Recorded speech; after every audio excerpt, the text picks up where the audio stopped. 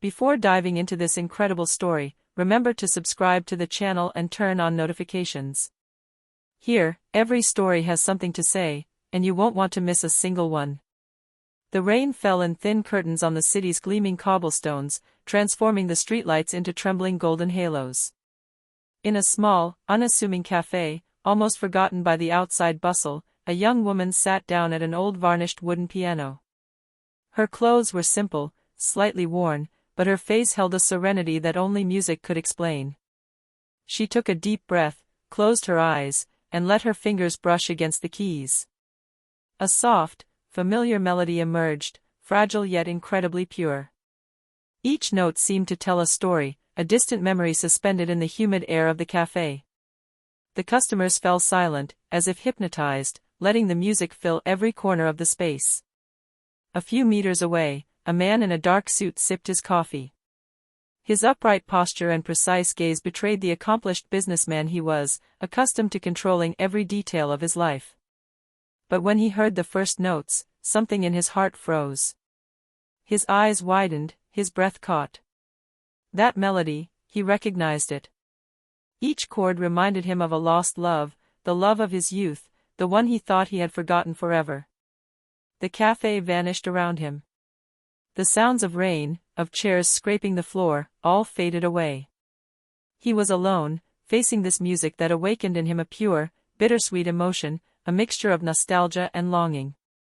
The years of solitude, wealth, and success, everything suddenly seemed insignificant compared to this melody that spoke to him of a past both tender and painful.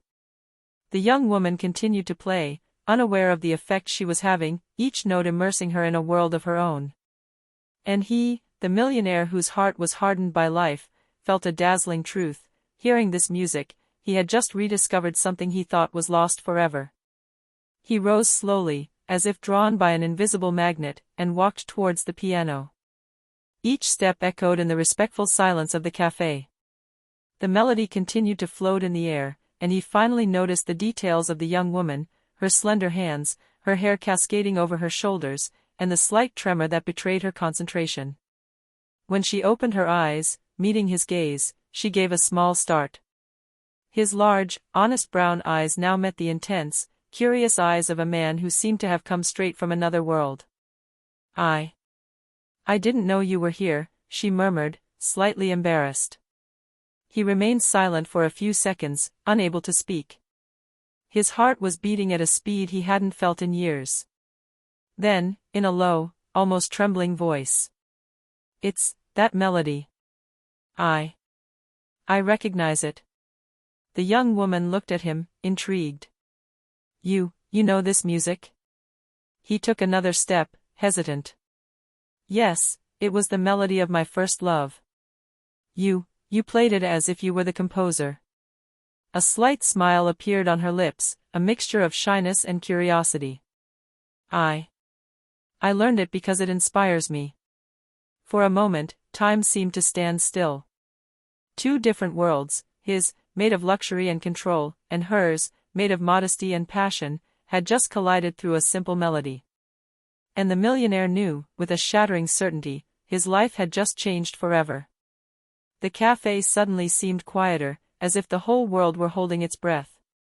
The millionaire sat down opposite her, unable to tear his gaze away from this unassuming young woman, whose music had awakened memories he thought were long buried. "What is your name?" he finally asked, his voice calm but slightly trembling. "Clara," she replied simply, a slight smile on her lips. "And you've been listening to me this whole time?" He nodded, the memories resurfacing with unexpected intensity. "Yes, that melody, it was the song of my first love. I haven't heard it in years." How do you know it?" Clara looked down at her hands, still resting on the piano keys.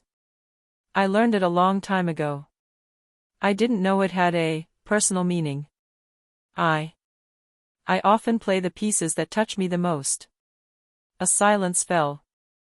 The millionaire, usually so self-possessed, suddenly felt vulnerable. He had the impression that she had just entered a world he had always protected, his memories, his heart, his most intimate emotions. I have to confess something to you," he said, his voice lower, almost a whisper. Since I heard you play, I feel different. As if I've found a part of myself that I lost a long time ago. Clara looked up and met his gaze. Perhaps, some melodies have the power to recover what we thought was lost. At that precise moment, the millionaire knew that this encounter was no coincidence. Music had been the invisible link that had brought them together, and he already sensed that his life was about to change irreversibly. The café was beginning to fill with voices and footsteps, but for them, the world still seemed suspended. The millionaire stood for a few seconds, gazing at Clara, captivated by the simplicity and sincerity of his gestures. Then he made a decision, guided by an impulse he hadn't felt in years. Clara, he said softly, I'd like to propose something to you. Clara looked at him, intrigued and slightly suspicious. Yes? He leaned forward slightly, as if so that no one else could hear, and continued. I want you to come and play at the manor. I have a small piano there, and I would like to hear this melody, and perhaps others, if you wish. Clara blinked in surprise. At the manor? He nodded. Yes. I know it's strange, but your music touched me deeply. I don't usually suggest things like this, but I felt I couldn't just leave without asking you. A mixture of emotion and mistrust crossed Clara's face. She wasn't used to luxurious worlds, nor to the grandiose gestures of millionaires. Yet, there was an honesty in his eyes that she couldn't ignore. Very well. She murmured after a moment, a slight smile beginning to form. I accept. The millionaire felt his heart beat faster. It was a small step, but for him, it was the beginning of something unexpected. A melody, a simple gesture, and already, two such different worlds were about to meet. As they got up to leave, a fleeting thought crossed her mind, this encounter, this music, wasn't it destiny that had just knocked on her door? The manor stood atop a hill, imposing and majestic, its large bay windows reflecting the last rays of the setting sun. Clara, still drenched from the rain, gazed at the building with wonder and a slight dizziness. Everything here exuded luxury and grandeur, a world she had never imagined she would inhabit. The millionaire invited her in, and as soon as she crossed the threshold, she was struck by the contrast, the warmth of the place, the thick carpets, the antique portraits hanging on the walls. Everything seemed to tell a story of wealth and power. Yet, despite this impressive setting, there was a surprising intimacy in the air, as if the mansion had been waiting for their meeting all along. Here's the piano, he said, leading her into a large, light-filled living room. The grand piano stood in the center, gleaming and perfectly maintained. Clara approached, fascinated, and placed her hands on the keys. A shiver ran down her spine. You can play whatever you want, murmured the millionaire, slightly withdrawn, his hands in his pockets. She closed her eyes, resumed the melody he had heard at the café, but this time she added some personal variations, notes she had invented, as if to tell her own story through music. The man remained motionless, captivated. Each chord seemed to erase the years of solitude, coldness, and detachment he had long carried. His chest tightened with emotion. He no longer knew where nostalgia ended and the present began, where the music started and his nascent feelings ended. When she had finished, a deep silence fell. Clara opened her eyes and met his gaze. It's incredible, he said finally, his voice trembling slightly. I've never heard this melody like this, you put your soul into it. Clara blushed slightly. I don't know what to say. He took a step towards her, closer than he could ever have imagined. You say nothing. You play, and that's all I needed. For the first time in years, the millionaire felt his world expand, not through money or power, but through a simple melody played by a modest woman who had just turned his life upside down. In the following days, Clara regularly visited the manor. Each visit was a discovery, new rooms, old paintings, libraries filled with rare books, but above all, the opportunity to play music at her own pace, without judgment. The millionaire often watched her in silence, fascinated by the concentration and delicacy with which she touched the piano keys. He found himself looking forward to these moments more than his own meetings or business decisions. Each note played seemed to bring their worlds closer together, even though everything seemed so different, he, accustomed to opulence and control, she, modest and spontaneous. One afternoon, as she played a melody he didn't know, he approached and placed a hand on Clara's shoulder, simply, without a word. She jumped slightly, then looked up at him. Their eyes met and a shiver passed between them. "This melody," he murmured, "it speaks to me, but I don't know why." Clara smiled shyly. "Perhaps she speaks to the heart, not the mind." Their bond was growing, but with it came a sense of tension. Clara felt both fascinated and intimidated by this unfamiliar world. And the millionaire, for the first time, feared that his burgeoning feelings would be hindered by the social barriers that separated them. One evening, as the sun set behind the manor, he handed her an incomplete piece of music. "I'd like you to finish this melody, in your own way." Clara picked up the sheet music, her fingers trembling slightly. "It's an honor." As she played, he realized that it wasn't just the music that brought them together, but a subtle, silent intimacy that neither money nor social status could buy. And deep down, he knew that this bond would be stronger than anything he had ever known before. But something remained unresolved. How far would Clara agree to cross the border between her simple world and hers, made of wealth and power? A few days later, the mansion was plunged into an unusual silence. Clara had just finished a new melody, but her gaze was preoccupied. The millionaire, seated in his favorite armchair, watched her with a concern he had never felt before. "Clara," he began softly, "is everything all right?" She looked away, as if embarrassed. "Yes, well, almost. It's just, I'm not sure I can get used to all this. This world, it's so different from mine." He frowned slightly, still not understanding. "Different, but we're here together. I want you to feel comfortable." Clara shook her head.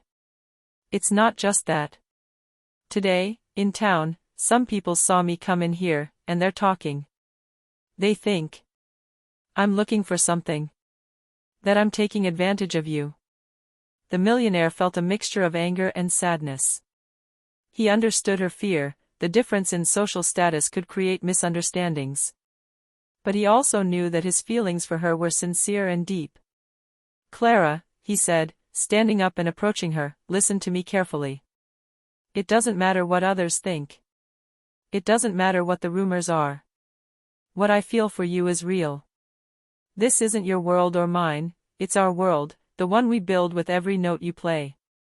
She finally looked up at him, her eyes shining with emotion. "But what if I can't get used to it?"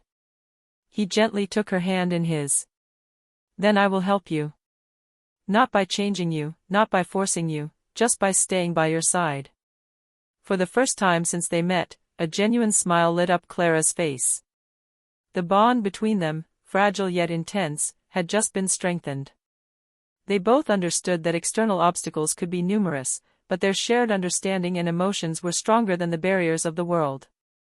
And in the silence of the manor, as night gently fell, an invisible melody seemed to unite them, announcing that what had just been born was much more than a simple encounter, it was the beginning of a true story. The manor seemed warmer that evening. The golden light from the lamps bathed the living room and the piano, creating an almost magical atmosphere. Clara sat at the piano, her hands gently touching the keys, while the millionaire watched her from the armchair by the window.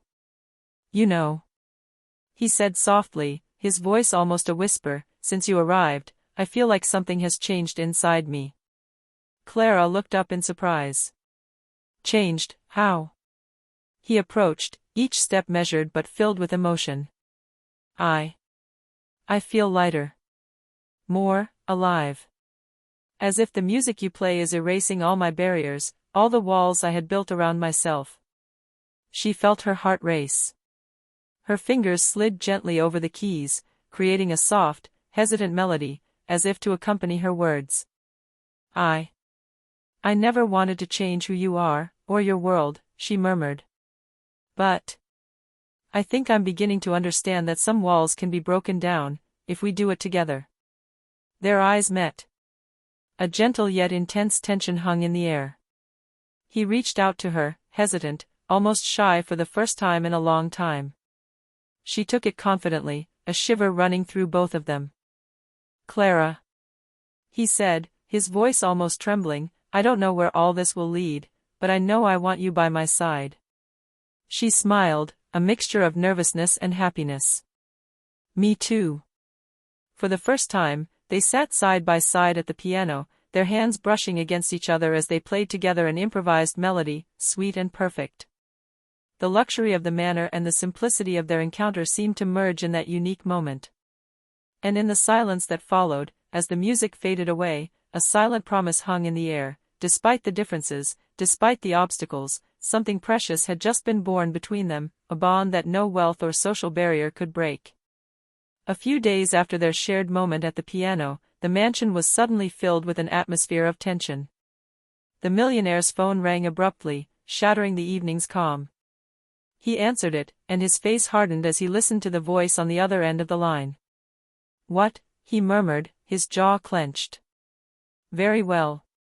I understand." Clara, intrigued and worried, approached. "What's going on?" He looked at her, a shadow of concern crossing his eyes. "It's nothing, well, it's just business. People who think some of my decisions could be compromised if..." He broke off, searching for the right words. "If some people believe I'm letting an outsider influence my life." Clara felt her heart clench. She vaguely understood, but the world he lived in now seemed cold and merciless. "You mean, me?" she dared to ask, her voice trembling. He shook his head, gently placing his hand on hers. "No, not you. But I can't ignore what others think. Some might misinterpret our relationship." A heavy silence fell between them. Clara lowered her eyes, a mixture of fear and sadness in her. I don't want to cause you any trouble," she murmured. He held her gently close. "Clara, you don't cause me any problems. But there will always be obstacles, stares, judgments. That's the world I live in." For the first time, music alone was no longer enough to fill the void between them. Their bond was real, but fragile in the face of external pressures. Yet, in this moment of tension, he also sensed a truth: he was ready to fight for her, for them, even against the whole world. Clara looked up at him, and their eyes met with a new intensity. "So, let's face it together," she murmured. He nodded his head, determined. Despite the fear, despite the uncertainty, they were now united by something stronger than all conventions and judgments, a bond born of music, emotion, and trust. The next day, the mansion seemed calm, but a tension still hung in the air. Clara had gotten up early, a mixture of nervousness and determination in her eyes.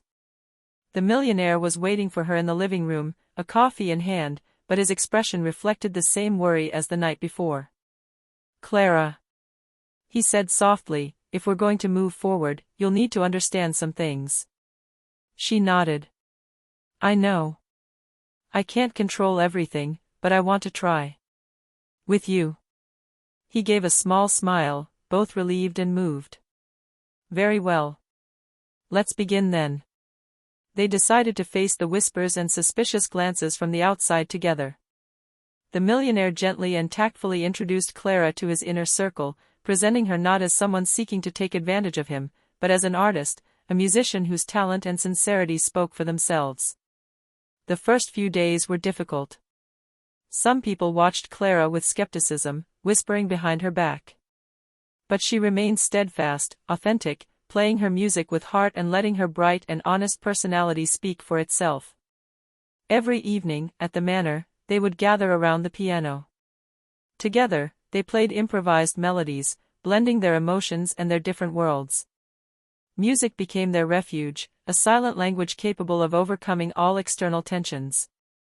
One evening, as Clara played a soft, romantic melody, he placed his hand on hers. "You know," he murmured, "I didn't know you could feel so alive simply by sharing something like that." Clara smiled, her eyes shining. "Me neither, but I think that's what being together is all about." No matter the obstacles, we have the music and we have us. For the first time, the millionaire felt absolute certainty, regardless of outside opinions or social differences, their bond was real, strong, and ready to face any challenge. And in the silence of the night, the melody they played together seemed to promise a future where their hearts would be as one. A few weeks after their bond deepened, a letter arrived at the manor. Intrigued, Clara took it in her trembling hands. The letters bore an official seal, and the millionaire's name was on them. "What is it?" she asked, her voice slightly anxious. He picked up the document, frowning as he read the first few lines. His face hardened. "This isn't good," he murmured. "Certain matters from my past, partners, competitors, they want to use anything to destabilize me." Clara felt a lump form in her throat. "And me, am I involved?" He shook his head, but his expression was serious. "No, not directly. But they might try to hurt you, to compromise you, just because you're close to me." Silence fell, heavy and unsettling. Clara lowered her eyes, a mixture of fear and determination in her gaze. "So, what do we have to do?" He took her hand, squeezing it gently. "We're doing what we've always done, together. No matter what the world tries, no matter the obstacles. We remain united." But this time, the ordeal was greater. The stares of others, the judgments, and now the machinations of unseen adversaries, everything seemed designed to test their bond. Yet, instead of tearing them apart, this danger rekindled something within them, the certainty that their trust and their budding love were stronger than any storm. Clara looked up at him, a spark of courage shining in her eyes. "So, let's face this. Together." He gave a tender smile, tinged with gravity. "Together." And in the living room light, their hands intertwined, they understood that true love was never easy, but that it was worth every trial, every obstacle, every risk. The music, their connection, their emotion, all of it had prepared them for this moment. The following days were tense. Between business intrigues and outside whispers, Clara and the millionaire had to learn to navigate a world that wasn't meant for them. But each difficulty only strengthened their bond. Music remained their refuge, their silent language, and every note played together solidified their mutual trust.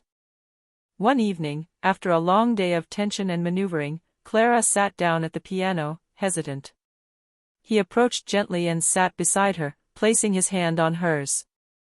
"No matter what happens outside, this moment is ours," he murmured.